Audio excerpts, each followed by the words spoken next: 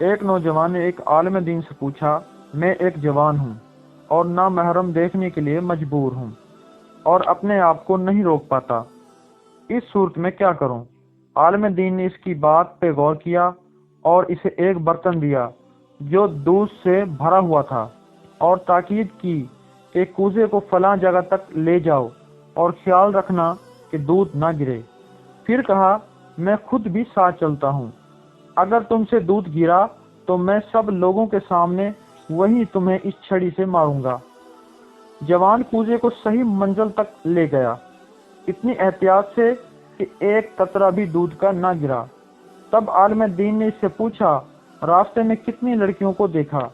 جوان نے جواب دیا، کسی کو بھی نہیں، میں اس فکر میں تھا کہ دودھ کو احتیاط سے منزل تک پہنچا دوں تاکہ لوگوں کے سامنے مار کھا کر ذلیل نہ ہوں۔ عالم دین نے کہا، یہ اس مومن کی داستان ہے جو خدا کو ہمیشہ اپنے کاموں پر حاضر و ناظر جانتا ہے اور قیامت کے دن وہ نہیں چاہتا کہ اپنے حساب و کتاب کے ذریعے لوگوں کی نظروں سے گرے۔ ایمان کے بعد بڑی نعمت نیک عورت ہے۔